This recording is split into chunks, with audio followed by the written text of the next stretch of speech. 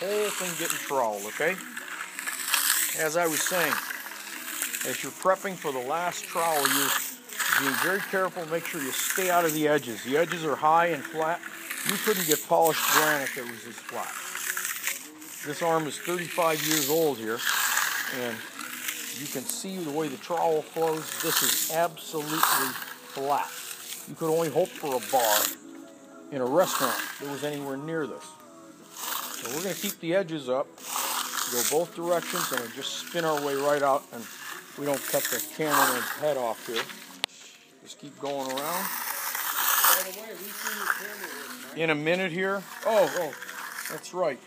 This commercial is brought to you by Dylan Guest, who is the man behind the camera, and the other man behind the camera is the one and only Davo. He did all the setup on this thing. We both laid the block, put the steel in, and they're going to put the monument to Dave like right over there. Mike, you know that's clean, isn't it? And there's Davo. You know, you hear that noise, that little snorting thing is, you know, he gets what he calls boulder boogers from the cement and the dust. And every now and then he's got to, you know, let loose of that one, but better through his nose, I always say. So as we're preparing our last edge, we're troweling into the edge, so we've got absolutely flat surface. This will distribute the color and the depth perfectly because everything's nice and flat and Mike, what kind of music you got going on here? Keep working to perfect glaze to accept the color. If you have two different finishes, like this is smooth and this is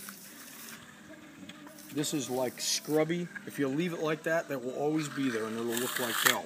So when you're out giving your concrete guys a soda while they're pouring so they're utterly happy, you'll see that what a much better job they'll do if you're nice to them. So my number one advice is don't piss off your contractor, okay?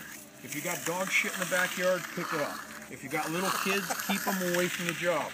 If you're going to have your neighbor who never comes over, he's going to come and visit you now. You can come and visit on the weekend, but he's got to stay out of the construction zone. We had one job where we had kids jumped on our forms over the weekend, and we go in there Monday morning to pour it, and our forms are all torn up because these kids built a fort over the weekend, and we had no idea, which is why we never pour on Mondays. All right? And I'll argue with anybody, as long as you've got enough beer, you never pour on Monday. Anything and everything that can go wrong, I guarantee will. Not because I'm a fatalist, because I'm a realist. We'll talk about Dave's driveway later.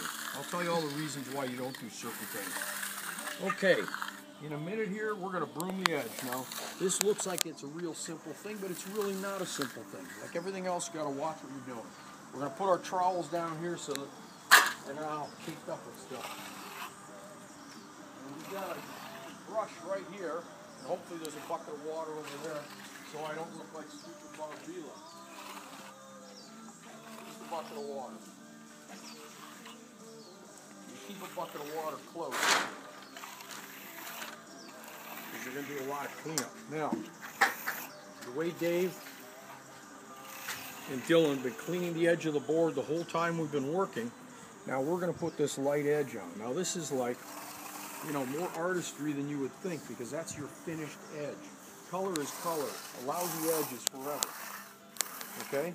All you're doing is a very high quality, bought at a garage sale, an old horsehair, very good brush, probably from the 40s. Okay? And you want just enough to tool that edge so you can see the shape and you don't have any slag in it.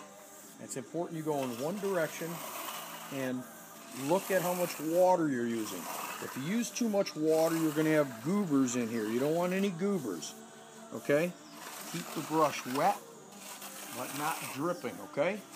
Go back over it lightly like that, and it blends it. Clean the brush often.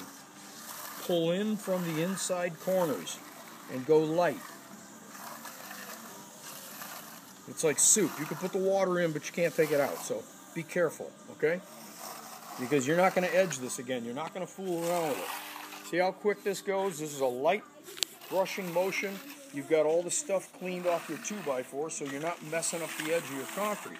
it's nice and clean, which is the way it ought to be. In from the edges, okay? If you go out, you'll find out why.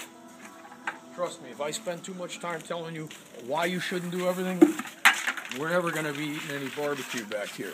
Let me pull right up to this end. In most cases, you go the direction that you walk. Well, in this case, because you want to examine what you're brooming and make sure you're not going too heavy, you want to go backwards so you can see it. You're just like a damn machine. You're just almost human. Like Dave, almost human. You see how fast this goes, and you also see the sun is coming out. We got just a light breeze. It's maybe 75 degrees. Not enough to kill you, because of course you never pour concrete after 7:30 unless you're a complete idiot. Okay? So, and by the way, if you don't see the first part of this video, we did pump this concrete in because that's the only way to pour concrete. If you want to see bad concrete, I'll show you bad concrete. Look on the slab. Dylan, go show them the crack over there. Let's take a quick shot of that and we'll come back and I'll narrate.